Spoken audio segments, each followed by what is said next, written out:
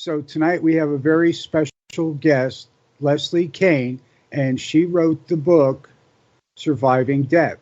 She has documented cases far and wide of people's experience after they leave the body.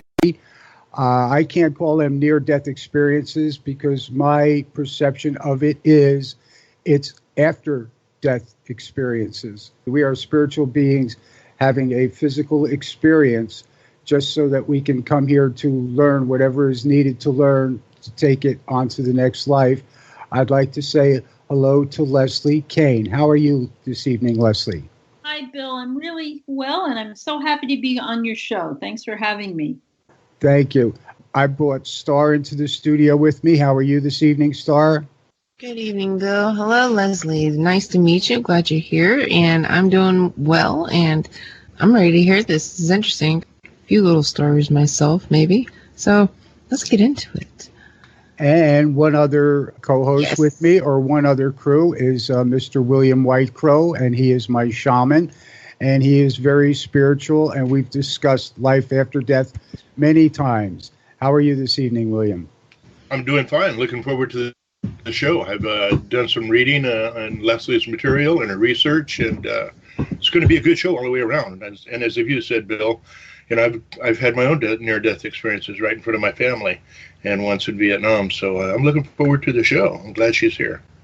Okay, Leslie, could you please start by telling us where we can find your book and get right into it?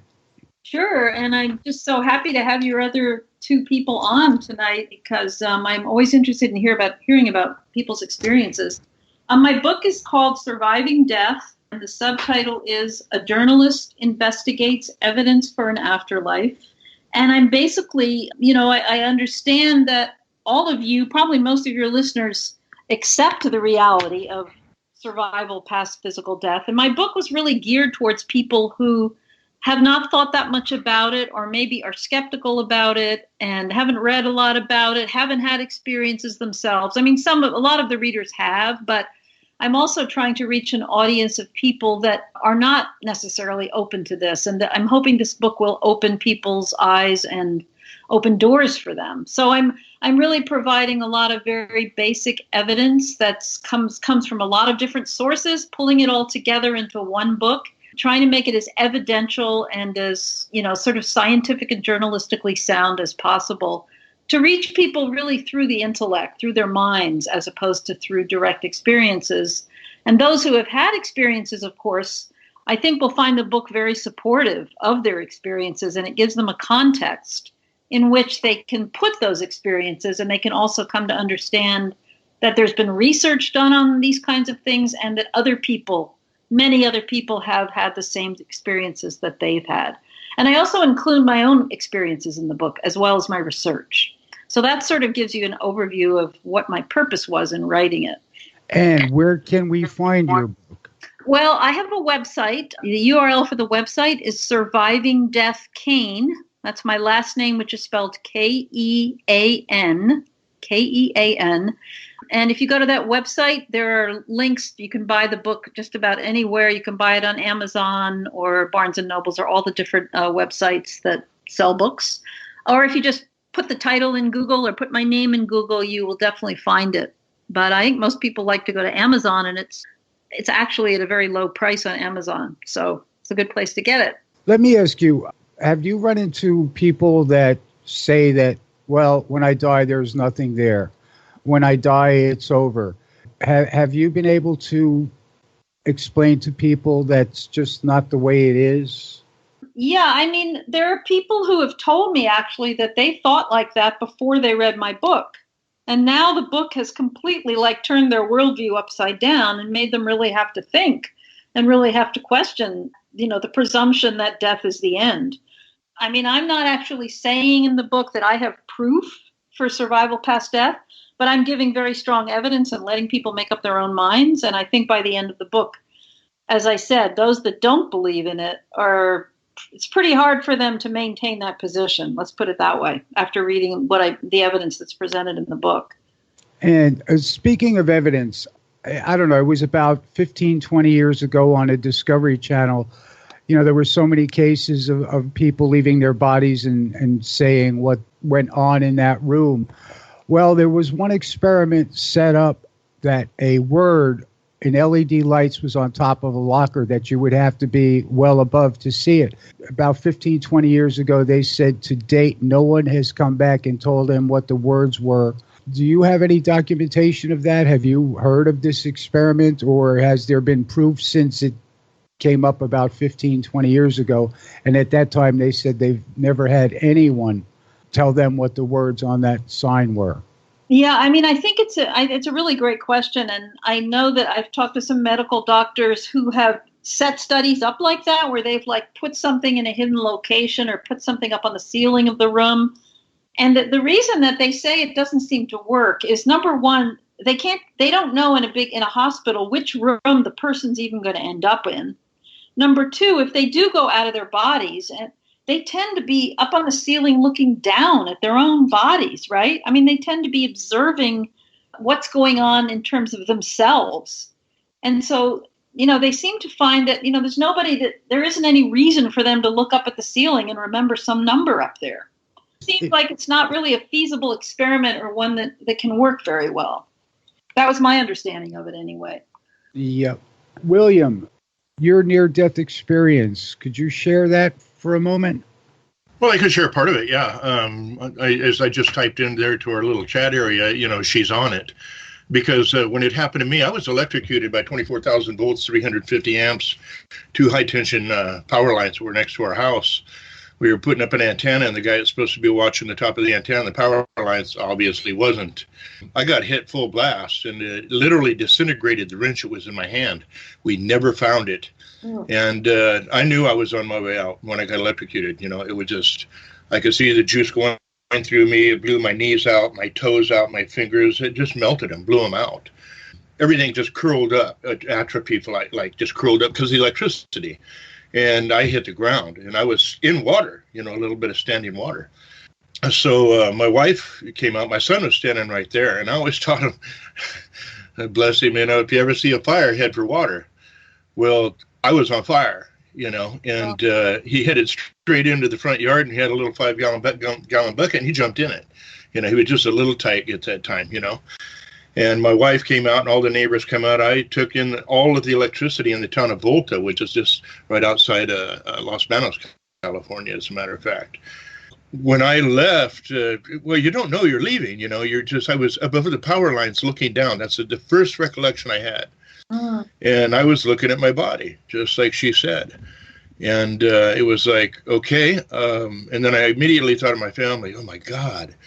But that went away. I mean, just instantaneously.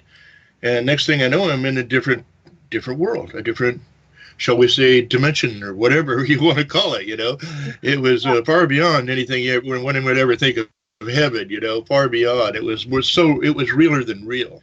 And I was standing on a beach. This is the interest. Maybe it's because of the way I was raised as a shaman, a medicine person and everything, and the native beliefs and everything. But I was standing on a beach. And one side was that red clay, that adobe red clay, that beautiful color, but it was all sand, crystalline.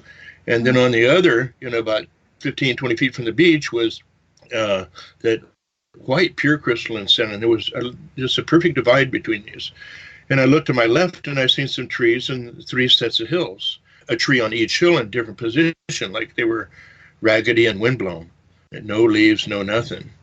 And then I looked over to the right, and it was just beautiful water, just lapping waves. And you see the water diamonds, like there's diamonds in the water when it's just hitting the shore in some movies. That's what it looked like. Mm-hmm. And everything was just perfect on that side. So it was like almost like I had a choice.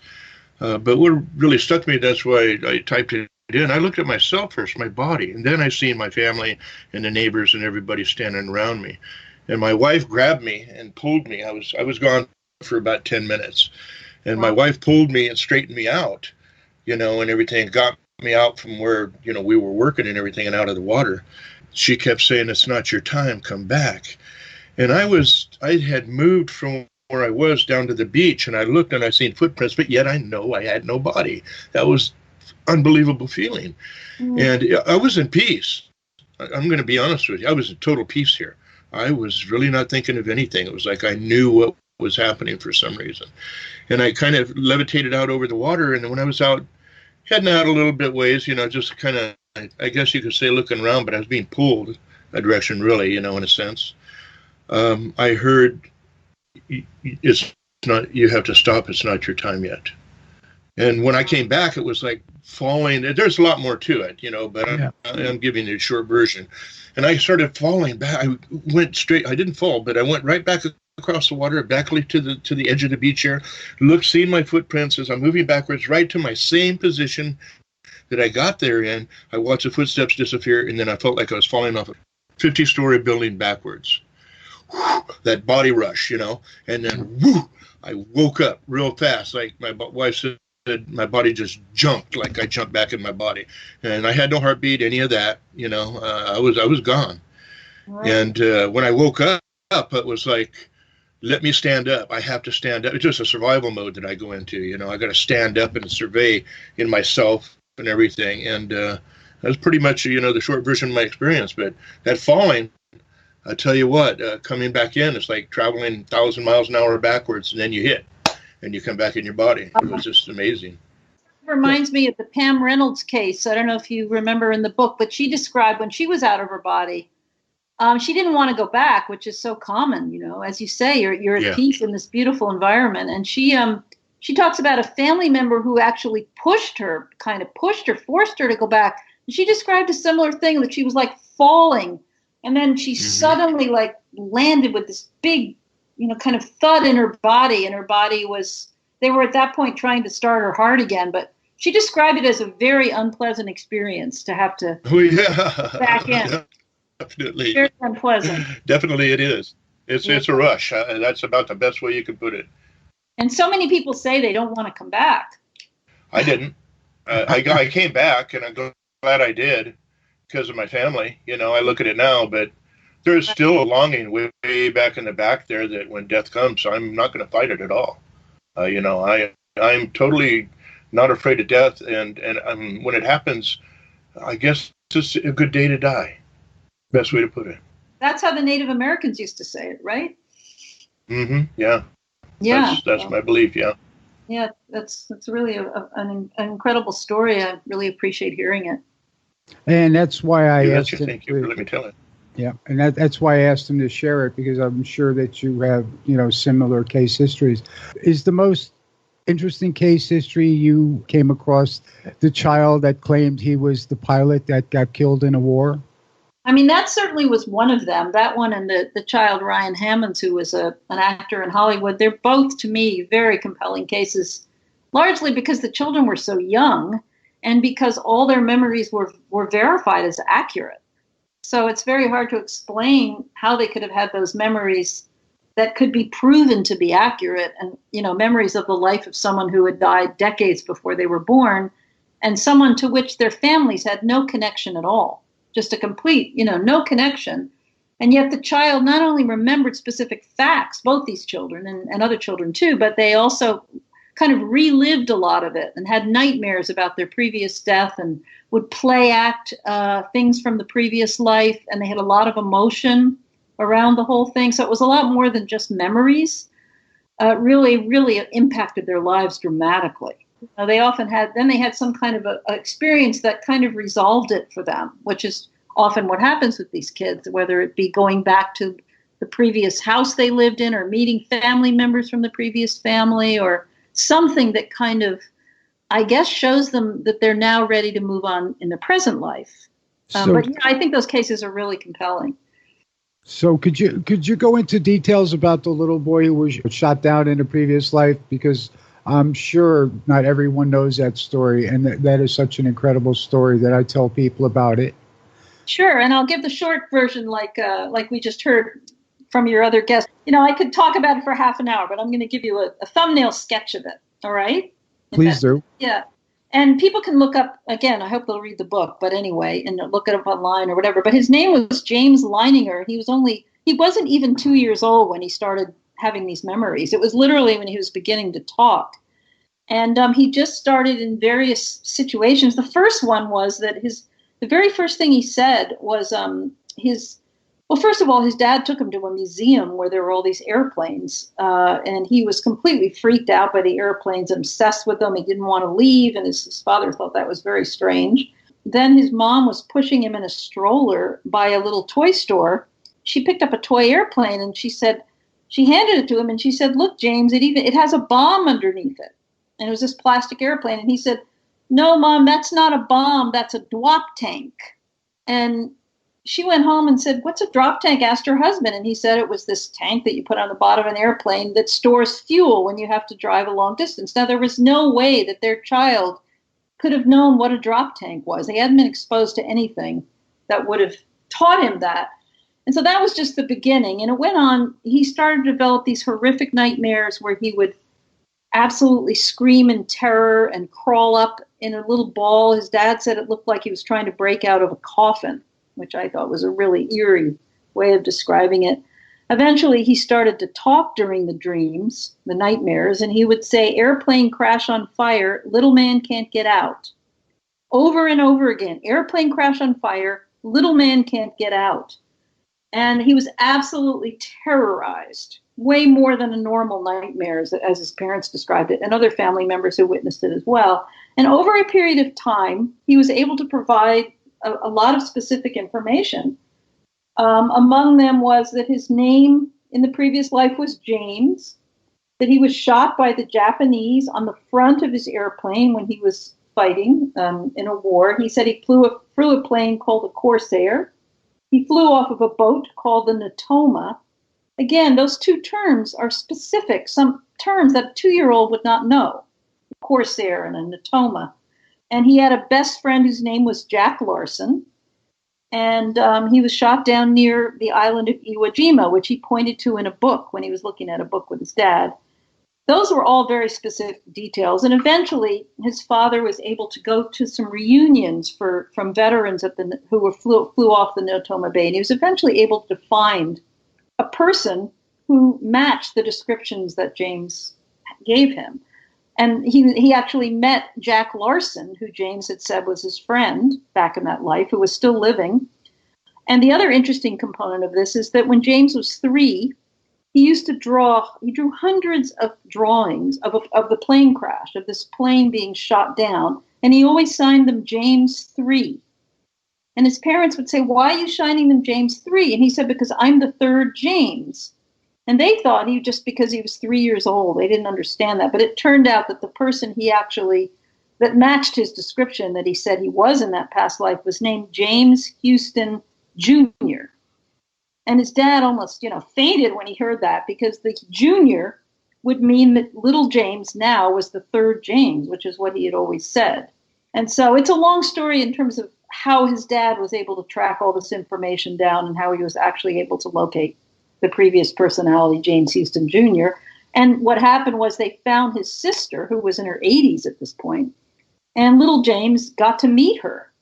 This woman who was in her 80s now, and she was 24 when James Houston had died in the plane crash.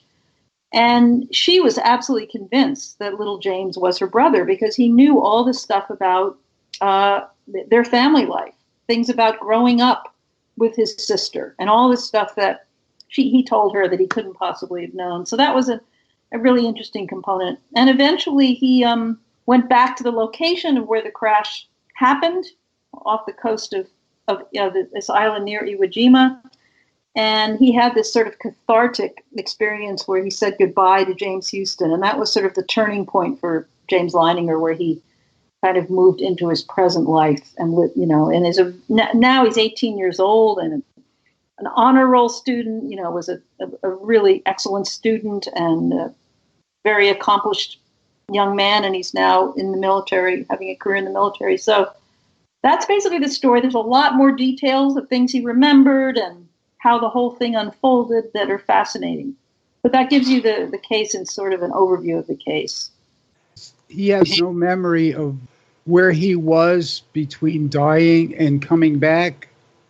Well, he did talk about some things that he said happened before he was born, but he didn't really describe the environment.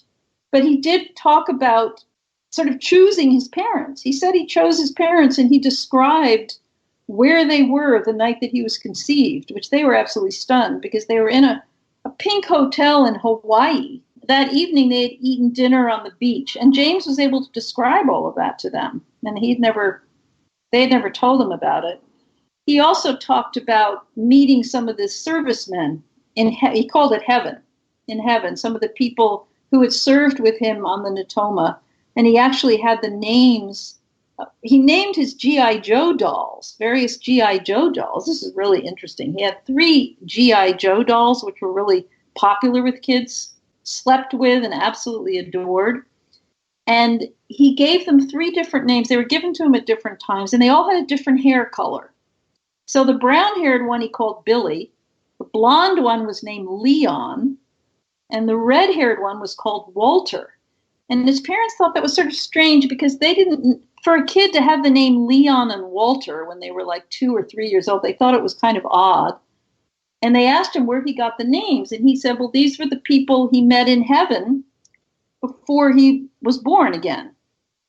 These were people that were there in heaven. And his dad looked them up, got the list. When he got the list of the servicemen who had been killed, he found out that each of these names matched someone who had died, who had served with James Houston Jr., and who had died before him, and that they met, the actual hair colors corresponded to the names of the people that James had given them. But in terms of, it's really incredible. But he didn't talk a lot about what life, what his experience was of being in heaven. He just described having met these people in heaven and having seen his parents before he was born as well. Yeah, so incredible. I don't see how, after a story like that, anybody can dispute reincarnation or life after death. So many people fear death, and I think that was inbred in us. And it's a glorious thing to know that you are just a spiritual being having a physical experience. Star, what's on your mind? I'm sitting here thinking of past life experiences that I've had in the whole kid remembering he was a pilot and brought all that to mind again. So I got a few things I can share if we have time. Sounds really good. And Leslie, thank you for coming on Voices from Afar, and we'll be back. Welcome back, everyone, to Voices from Afar. And tonight we have on board with us Bill Demarest and myself, Star the Oracle, and William Whitecrow. And our special guest this evening is Leslie Kean, and she has written a book about life after death. The title of the book is Surviving Death. Journalist investigates evidence for an afterlife. Thank you. And we were discussing not only life after death, but we brought up some past life experiences where the little boy is remembering a past life. And it's weird when you remember a past life, and I'm not under hypnosis or anything. So there's always that thing in my brain that's going, is this just a really cool imaginary thing? Is my brain just going, oh, it's a nice little trip, that's cool, but it's a memory. It's a memory because it has emotion to it and feeling to it, and you know what's going to happen, and it's weird. It's not like just watching something when you have all of the emotion with it, like the boy did, that lets you know it's something internal. Right, exactly. Very internal, yeah. So one of the ones that I had, there's a few of them. I'm gonna talk about this one. Okay, tell me this. Do people talk about seeing the whole thing as a scene and knowing it was them and also being in it at the same time? I think that's an interesting question because I think more adults, when adults talk about their memories, they often describe it that way more than children. I think the children, they're so young, they have no concept of what life even is, or even death. They don't even know anything. So they're kind of reliving it.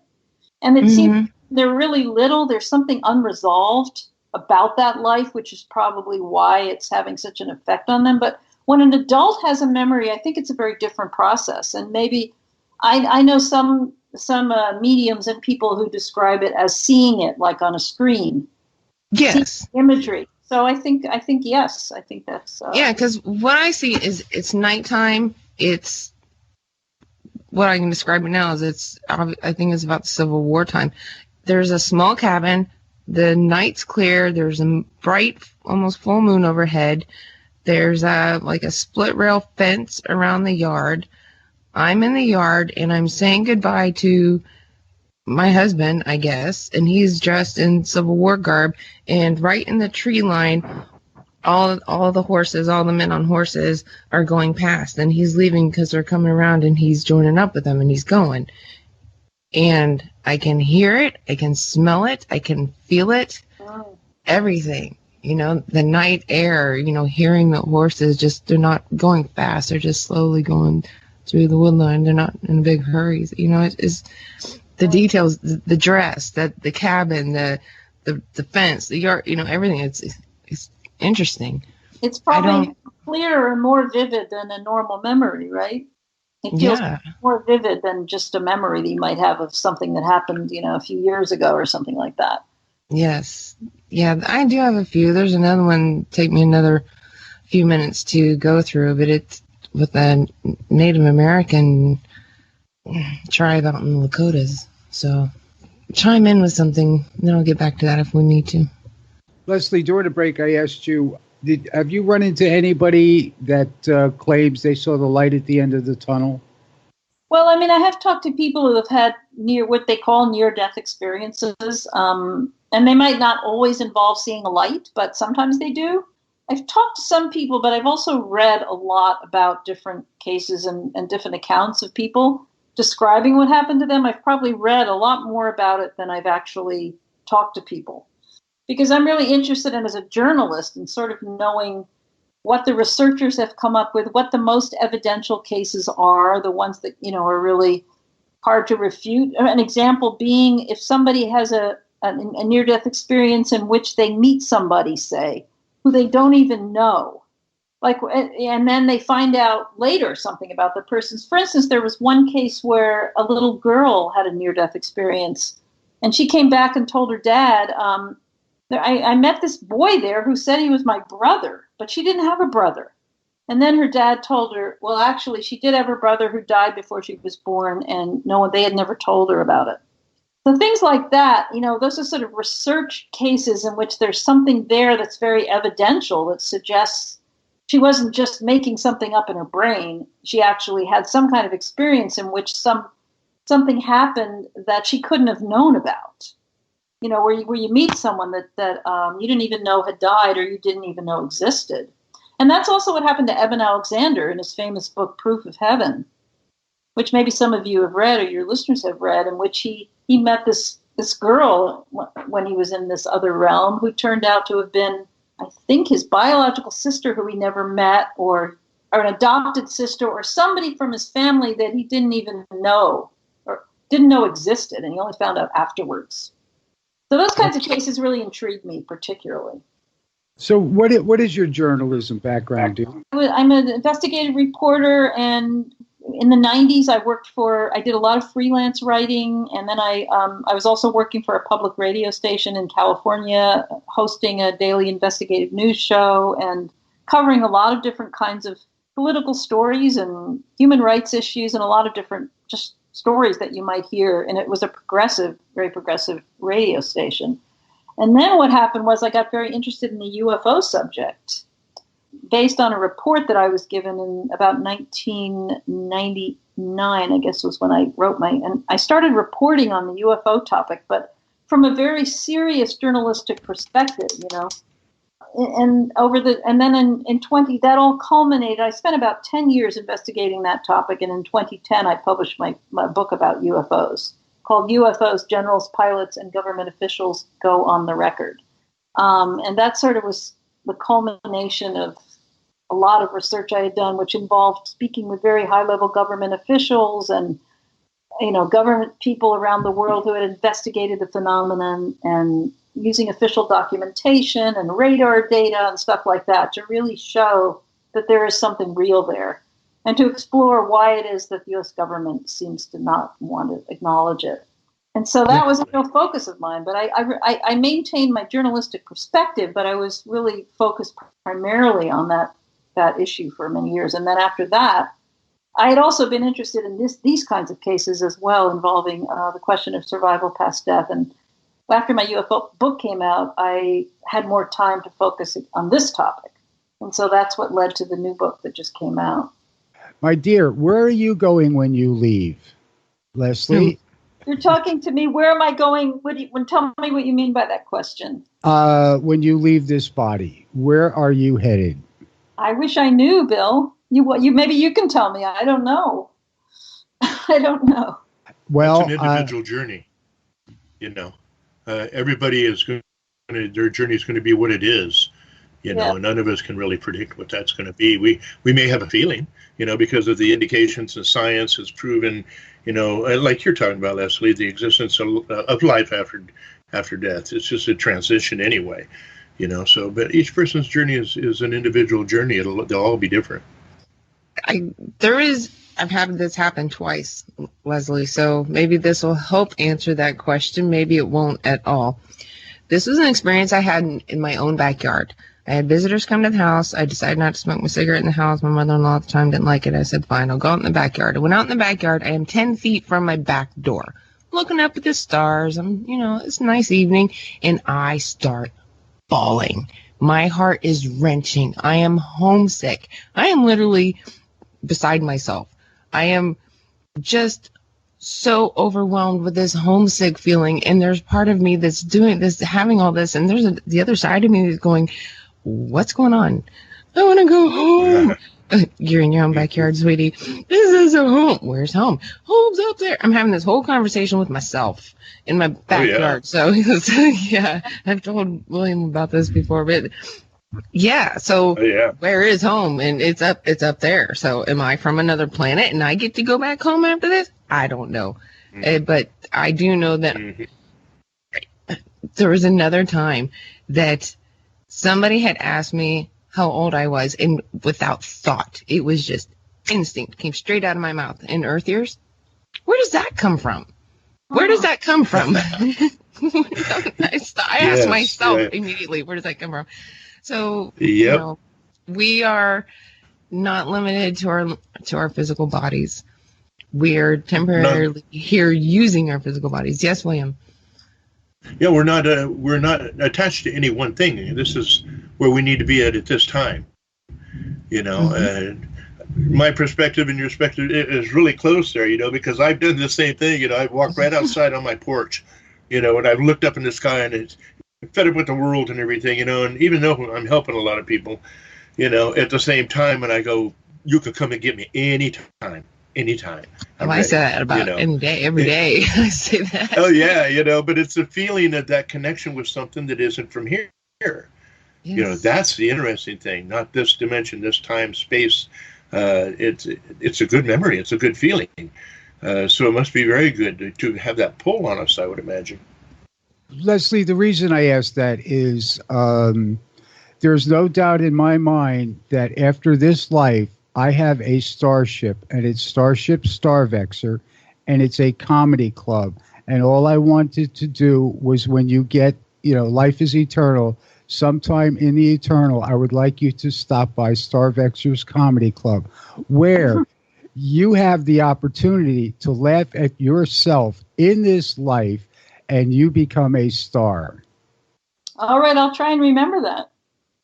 Yeah, so we got to start the after bucket list. So after this life, we have a bucket list of the things we need to do. One of them is stop by Starvexer, the comedy club. That's when the adventure begins. I have a question for you, Leslie. It happened to me. We had lost a child and everything, my wife and I, at about 19 months old in an accident. I went out in the woods, and of course, me being my belief of spirit and everything, I had an argument, with the Great Spirit, shall we say.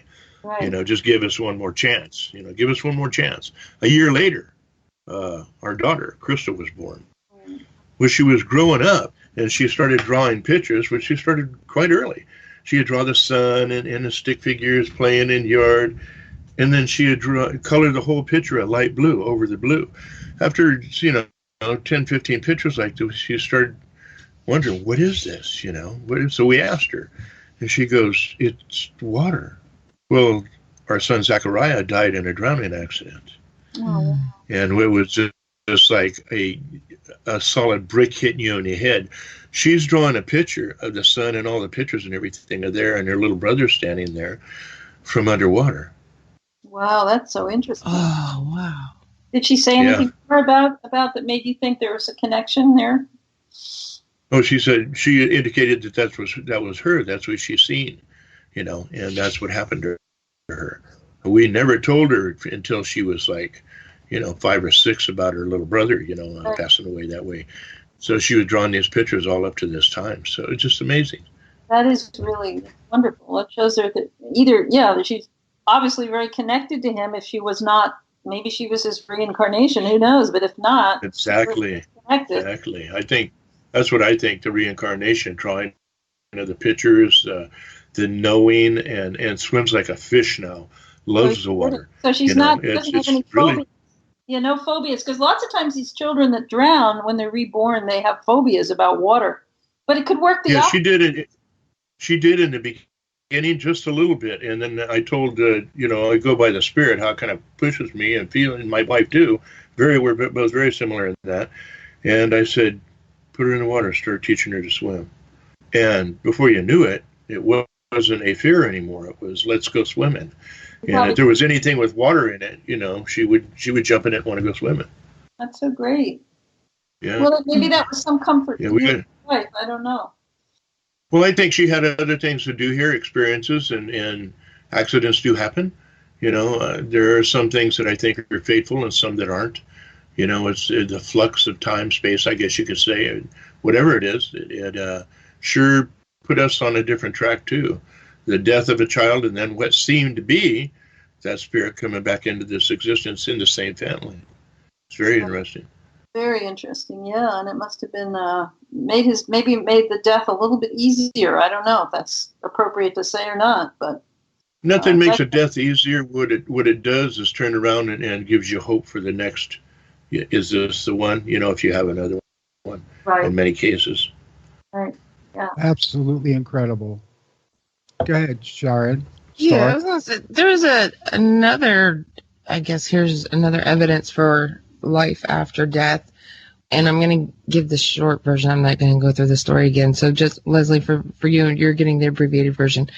Okay. When my daughter just turned 27, she put a 41 round on 48, or a 458 Norfolk gun, put it to her chin, pulled the trigger. So when all this was going on, like the next night, I was in bed. I'm not going to sleep. All the lights were off. And I'm asking God, okay, where's the bullet? Because the bullet was not in her. It was not in a room. It was not in the gun. It was not anywhere. And Papa Hutchcraft, who was a previous owner of that elephant gun that got handed down to my ex-husband, my daughter's dad, Papa Hutchcraft was standing at the foot of my bed, grinning from ear to ear. He opened his hand. He opened up his hand, and in that hand was the bullet, the round. And he winked, and he vanished. So that answered my question, because I was asking God, where's the bullet? Because obviously if she put the bullet in the gun and it's not in her head, and her head's not on my attic ceiling or anywhere else around the house, because she survived. Miraculously, she survived. She got whiplash, and she still has a little bit of gunpowder in her chin. That's it. Oh, wow. That's it. So Papa Hutchcraft came back. Appeared. So he's somewhere, or else, if that was a demon that appeared, then he was very nice and kind. If that was an angel that appeared, then that was really cool of him. If that was Papa that appeared, then high five, dude, thank you, and, whatever. So. Yeah, I agree. Right. Whoever it was, you got the answer you wanted. Exactly. It just happened to look like the guy that had the gun, in the lifetime. So. Yeah. Have you had a near-death experience, Leslie? No, I haven't. I've had some experiences that I write about in the book involving some great mediumship readings with a mental medium, and then I had some after-death communications from my brother who died in 2013 during the time I was writing the book, actually, researching it. And then I had some experience sitting with a physical medium in England, which was really amazing. So, but I've never had a near-death experience, no. Thing to research. I think it's people need to really look a little further than where we're at today. I think it would make life a lot easier for people, I think. Yeah, I think it does. If you feel that there's going to be something after you die, I think it really changes your life, your perception of life here on Earth when you have that awareness. it makes it easier to live without fear. You know, we have the alphabet agencies, and, you know, I am a domestic terrorist, and I've told them, you know, you can off me anytime you want, because I'm going to be coming back at you from the other side. And from what I've talked to other people about, the problem with these agencies is they cannot conceive how a person doesn't fear death and goes on to a spiritual higher existence, because they're so wrapped up in this 3D existence, correct? Yeah, I think that's probably true, yeah. So you are a fearless lady? Oh, I don't know about that. I mean, as far as I'm aware, but, you know, if I was confronted with my own death, I don't know how I would react. But as far as I can, you know, consciously say in the moment when everything's fine and I'm not being threatened by anything, all these things have really affected me in a very positive way, but I can't. You never know how you're going to react when that moment comes. At least I feel that way, if I'm honest with myself. You should start relaxing and look forward to it after all the research you've done. No, yeah, well, I'm not ready for that to happen yet. The unknown is the only fear when it comes to the death. You know, when you haven't experienced it, you know, how am I going to react? You know, because that's a transition you just don't want to go through, you know, in many ways. So, yeah, I can understand that. She's 100% right. If you haven't experienced it, you don't know how you're going to deal with it when it happens. And you've had the experience of dying and coming back. Mm-hmm. So you're in a very different situation. Yeah, and I kind of appreciate that. Because I've experienced, you know, of course, other people dying in combat, and you know, my son and other family members and friends. Having that aspect of experience in myself, it's almost like you smile and you say, you know, journey on, my friend. Now the journey begins. You know, it's you're not worried for them anymore. You know, I guess that's the best way to put it. Right. It's good fortune in a way, even though your accident was horrible. I wouldn't wish that on anybody, but, you know, for somebody to have that experience and then be able to come back certainly is a wonderful thing and will improve their lives, I'm sure. You know, once they recover. I've cussed at myself a few times, you know, but then because you know you're still connected with the other side, actually, you know, so you feel things and know things ahead of time in a lot of ways. So, but I've learned, you know, you live with it and you help other people with it, you know, and say, listen, I know something that can help you, because you can start feeling other people's energies and how to work with them. Really, that's a big plus. Right. Well, that's a wonderful thing, a wonderful gift you can give to people. And Leslie, any of the cases you've studied, these people come back with what you might call any superpowers or divination or anything of that intensity? I think sometimes when you have, what I've read is that sometimes the people that have near-death experiences, it does open up sort of psychic abilities in them that they didn't have before. So they become more sensitive on that level. I don't think it always happens, but sometimes it happens. And with these children, you know, I know with the other little boy I write about, Ryan Hammonds, was very, he was quite psychic as a child. You know, he was able to foresee the future and could figure out, you know, when someone in his family was sick, he knew what was wrong with them, those kinds of things. I think but James Leininger didn't have any of those capabilities. So I guess it's different in every case. But I have read that sometimes that door is opened up in people when they come back, and they'll start to have more of those kinds of experiences after a near-death experience. I agree. Yeah. How much time we got? I have a question, if we have time. Leslie, I want to know, because it's my own curiosity here, maybe you can research it, but those that come back, are they, when they are like born under an Aries and they die and they come back, you know, a few minutes later, whenever that time is, and say it's, you know, another sign like Capricorn or Libra. I'm curious to know if that affects them at all. Wow, that's such an interesting question, Star. I've never had that question before, and I'm not an astrologer, so that would be a great question to ask an astrologer. But I'm assuming that their birth sign is really the one that holds, because they haven't died completely, or they wouldn't be coming back. Right, but I kind of wonder if there's some sort of an operational reset. That's such an interesting question. Absolutely. I have no idea. I'm in no way qualified to answer that question. Okay, we're going to be back in about 3 minutes, and I brought Jonathan in with us because I kind of left him out. I left the wingman out in the wings. And Leslie, we were discussing mediumship and talking to those on the other side. That piqued your interest, huh? Yeah, I mean, I've always been curious about it, but skeptical, and so I had the opportunity while I was researching my book to do readings with two really, really accomplished mediums who didn't know anything about me or who I was. And one of them was on the phone and one of them was on Skype. And I write about in the book just the incredibly specific details that seemed to be coming through to people I was close to who had died within recent years.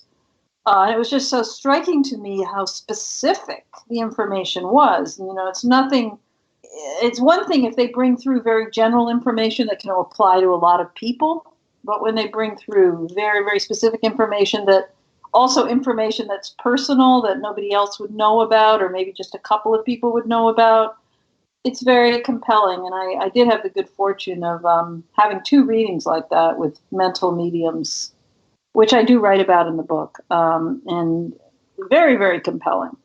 They're either talking to the deceased people that they say they are talking to, and bringing messages through to you, the sitter, or the other way of explaining it that a lot of people theorize about is that the mediums are using their own psychic abilities, their own telepathy and clairvoyance to access the information themselves through the mind of the sitter or other people that they have access to through telepathy, and that maybe they're actually not communicating with dead people.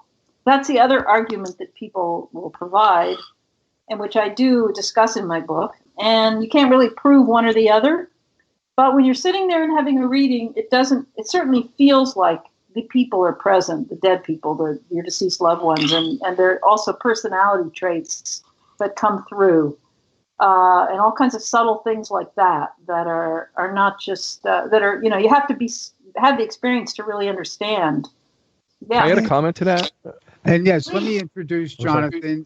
He wanted in on this conversation because he's very much in touch with the subject. Go ahead, Jonathan. I was really eager. I don't like to call myself a medium, except that I've had the experiences for many years. And when I've had psychic experiences as opposed to mediumship, as opposed to clairvoyance or anything else, if I can explain this to you, because you've obviously done the research, so you've seen a wide variety of the way people have interpreted it, including your own analysis and research. When spirits have come through, I hate to use the word possession, but they do say sometimes you should always question where that spirit's from, what its source is, and so on. That's up to the observer or where a person is spiritually for themselves. If they're atheist or agnostic, how can they pose that question? They're taking it, with an analytical mind. But when a spirit comes through, especially deceased members, they come through in full living color, like full expression, details that have knowledge that I should have no knowledge of.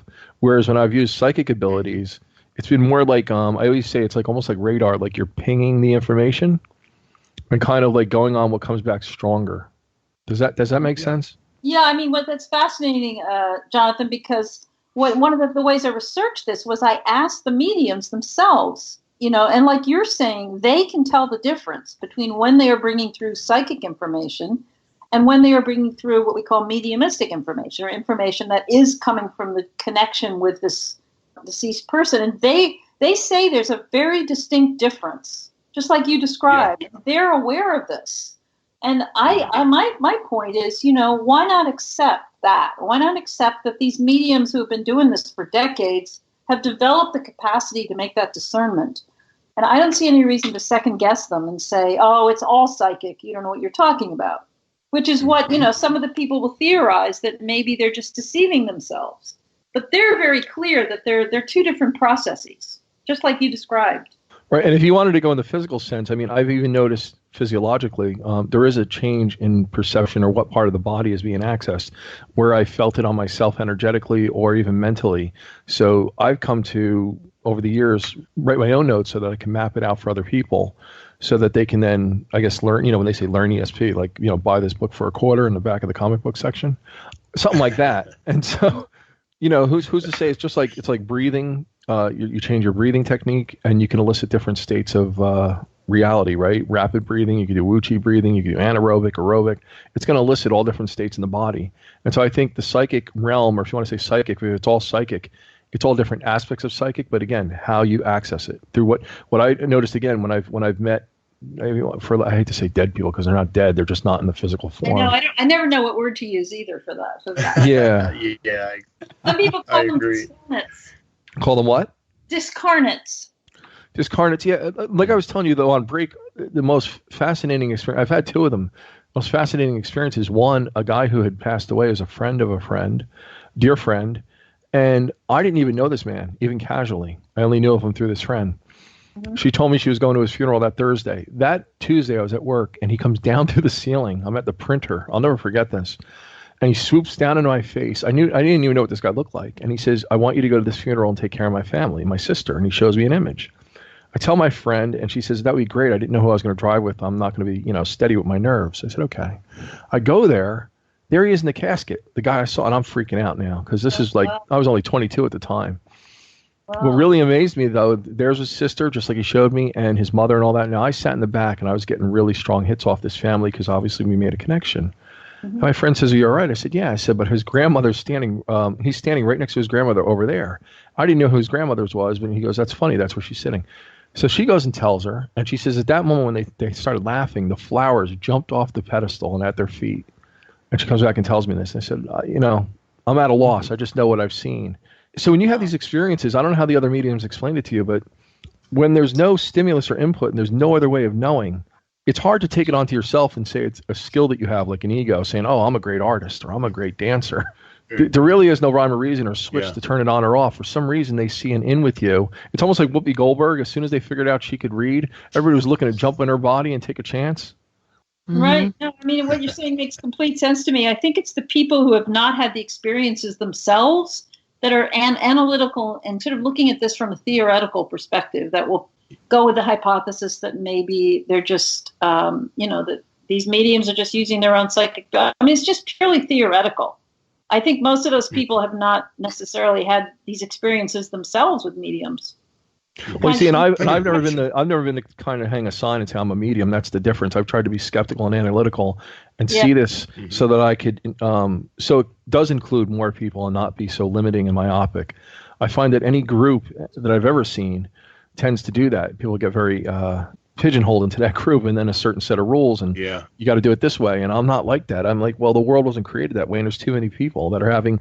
That's the other thing too. Too many people have had shared experiences or had experiences of either seeing their loved ones in passing, regardless of their religion, walk of life experience. There's too many commonalities in this, and I think we touched on this last time when we talked about spirituality. Because when you tell people you're a psychic, no matter what their walk of life is, a lot of times they'll come back and say, "What do you get on me? What do you pick up on?" So there is a fascination that's built into us with this life after death idea. Absolutely. I agree. I have a little question for you here. After my experience, and I agree with what Jonathan's saying there, I mean, my experiences are very similar, and but as I say, we all approach things energetically, so we were feeling. But my ability after I came back from I call it near life experience, actually, because it just opens a whole new reality up to you about life, is when I got people that always come to me and they'll hand me an envelope with something in it, and they'll say, tell me about this. And one time it was a check, and I said, well, it's going to bounce. My ability to also feel, basically, and I felt that that's the first words that came to my mind. But I described the person that gave it to him as well.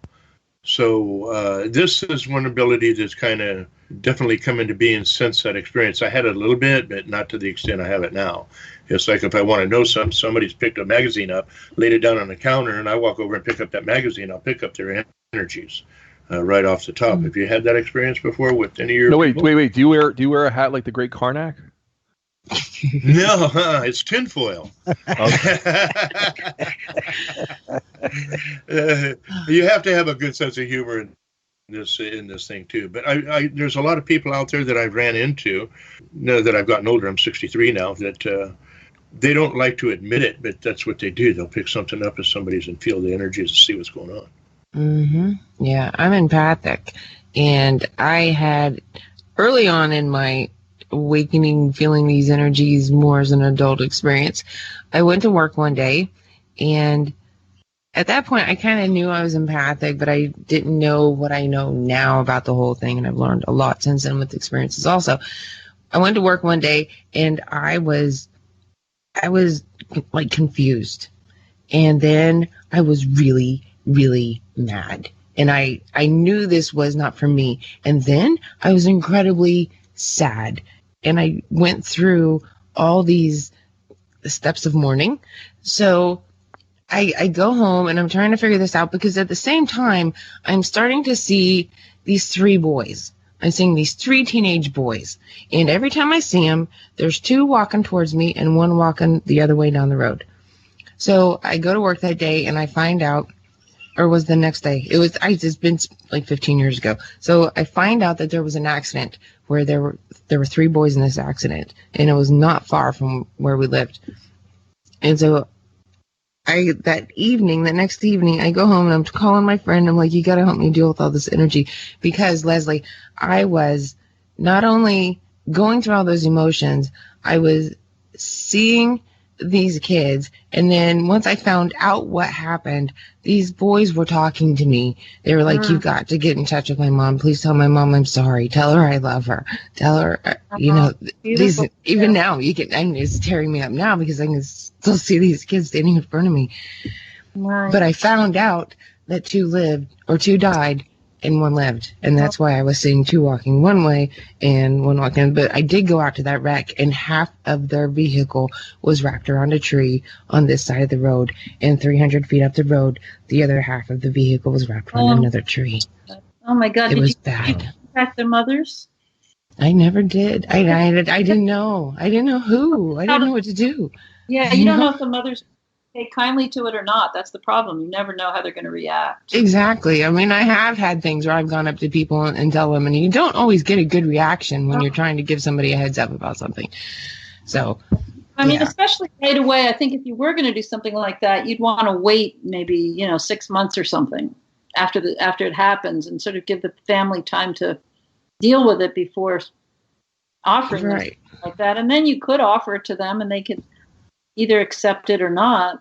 But I mean, that's up to you. It's up to you. But that's how I put most of the stuff forth. I'm like, here it is. You all can take it or leave it. I'm just going to put it out there. So. No, I have a question for Leslie though. I didn't catch the whole beginning of the show. Is your specialty or your focus on this book specifically on afterlife and mediumship? Or was it all aspects of psychic phenomena? Sort of a broad range of evidence for survival path deaths that I've brought into one book. So I've gone to a lot of different research areas and just journalistically looked at what the most evidential material is, from a pretty intellectual standpoint, but it's very readable. But case histories of children that remember past lives and that have been verified, and memories between lives, and a lot of stuff on near-death experiences and after-death communications and apparitions and physical mediumship, a whole lot of different things, basically. And then I kind of draw them into one book, and I show how they all kind of interconnect and how they all point towards the same reality, basically. So by the time you get to the end of the book, you've kind of been walked through from the sort of easier things, the things that are easier to accept initially, and then I kind of gradually walk people through one area, and then that leads to another area, and then questions come up from that one, and then that leads you to the next one. And so by the time you get to the ones that might be the harder to accept, you've done the background that lets you get there and lets you be able to accept it. So I was very careful in how I put it all together so there would be a progression. But it comes from a lot of different areas of investigation. I'm definitely going to check out your book because I'm looking on Amazon right now, and you also did one on UFOs too. So, so that was the one I spent a lot of time on before I did this one. Yeah, so I'm very interested in topics that sort of expand our sense of what lies behind the physical world. Maybe I can give you some info for your third book. Great. Yeah, great. But I mean, it's very journalistic. It's a good book to give to somebody who doesn't quite accept this stuff and just needs a little more proof. They need a little more solid evidence And they might want to accept it, but they just don't. And this is the kind of book that you can give to somebody who's skeptical. And it's because everything in it's very factual, it's documented, it's researched. And there are scientists and medical doctors and psychiatrists that have written chapters in the book. I've actually invited 10 other people to contribute chapters. And some of them are real experts in their field. And you read these things and you just can't walk away and say, well, it's impossible that we survive death. There's no way you could come to that conclusion. And so it's a very good book to give to friends or people who have doubts about it. Can I add one thing about time? I don't know if you encountered this with researching, if any of the people that you researched. I know, like when given readings, as opposed to, again, when a phenomena happens, like when you see a ghost or you see a spirit leave the body, or I even seen my son enter the body when my wife and him, I conceived him, came right down through the ceiling into her navel. It was just like a little orange ember on a beam of light. It was amazing. First and only time I saw that. But those are phenomena that presented itself, whereas psychic phenomena, or let's say finding missing children or doing a reading for somebody, I find that time gets skewed in sometimes in the events that you're trying to pinpoint. And I've had people come back to me, this happens frequently, a year and a half later, but call me up out of the blue. Hi, Jonathan, this is so-and-so. Okay. Are you a bill collector? It's like, I don't know who you are. And they're like, do you remember you gave me a reading a year and a half ago? I'm like, no, give me a little more to go on. Until they'll tell me, they said, everything you said came true. But it happened at the time. And I've had people that were in denial. I've had people tell me, I don't have an Uncle Frank. You name it. Yeah. But whatever let's say somebody, I guess, isn't focused towards phenomenological experiences. They may be a little slow on the uptake. They may be a little unaware, and it takes longer for it to saturate through to them. I don't know. But as a psychic, when they want to know these things, and they ask you, am I going to find true love? It's so hard to pinpoint because there's too many events that are happening, and it's happening in a nonlinear fashion. You know what I'm saying? It's part of their experience. So I'm sorry. Yeah, no, that makes sense. I mean, that it would be nonlinear. And I know that sometimes in readings that I've had, like they'll say something's going to happen, and then, or something is happening. And then if I say, well, no, that doesn't really ring true, they'll say, well, then it'll be down the road. It'll happen later. They can't necessarily always pinpoint the moment in time when things are going to occur.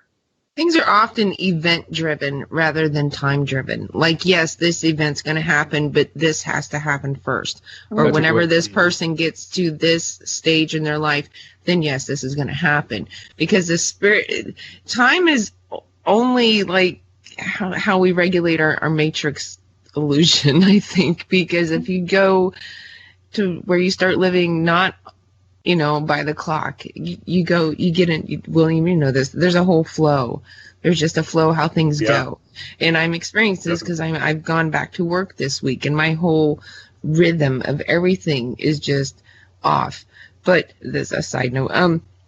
But yeah, everything in the spiritual realm, even, like prophecies or anything. And even the readings that I hear, they say they remind us that things of the spiritual realm are event-driven. Things of our higher purpose in nature on this life, on this planet now, are event-driven. Yes, things are going to happen as above, so below, but you can't go by a clock or a calendar or a year, or even an age sometimes. So I was going to say, I think there's another component to it, though. I think whenever we disconnect from this linear timeline that we're attached to, right? Like when you're doing something pleasurable, time goes fast. You're doing something with drudgery, like at work, it might take forever.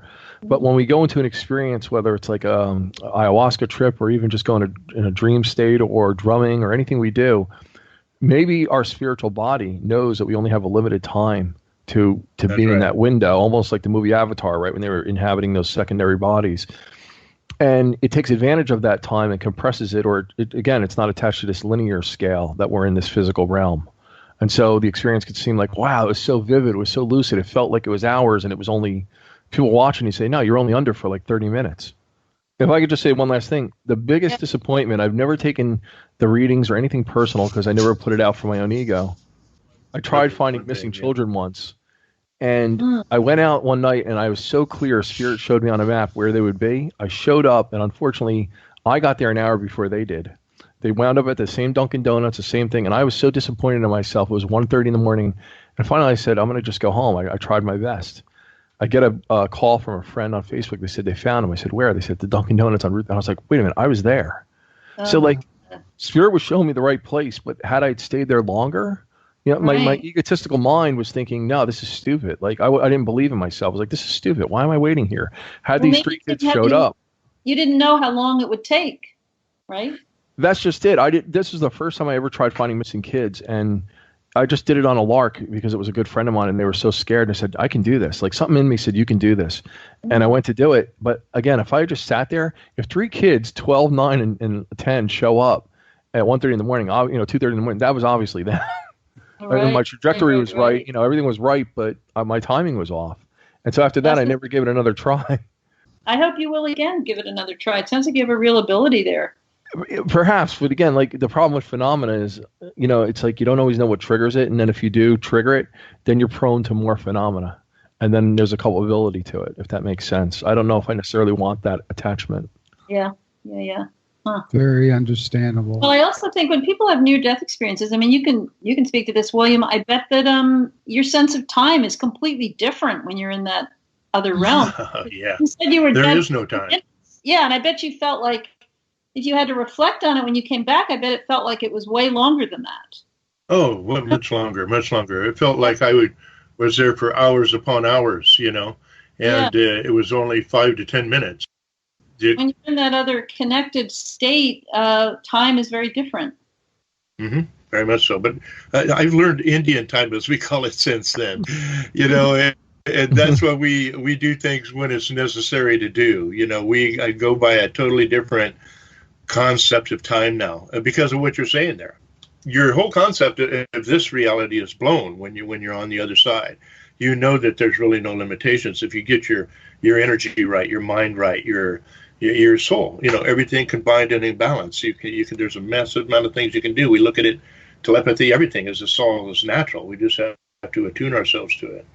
We are on a timeline, and we have about a minute and a half before we go to another break. And if we're going to let Leslie go, I want to thank Leslie so very much for coming on Voices from Afar Indeed. tonight. Well, thank you for having me. I greatly enjoyed it, and I learned a lot from all four of you. I learned a lot from you. I really appreciate that. Figured you might write another book about this show. Anyway, just joking. Leslie, really, it's been a real pleasure. It's been a pleasure. It really Thank you has. very much. And again, the book is called Surviving Death. A Journalist Investigates Evidence for an Afterlife. And if anybody wants to communicate with me, my Facebook page is very active, and I'd love to hear from people there. So I hope people will check out the book, and maybe we can communicate more about it. And thanks again for having me on. Thank you, Leslie. Thank you for the chance. All of you, take care and keep up the You great betcha. work that you're all doing. I think Have a it's good wonderful. evening. Thank you, Leslie. And I have you on Skype now, so we may have a chat now and then, but I won't become a pest. Okay. Oh, I will. Give me her thing. I'd like to speak with you. Nice to talk to you folks. Have a good evening. Good evening. Thank you. Thank Bye. you. You. It's been a pleasure.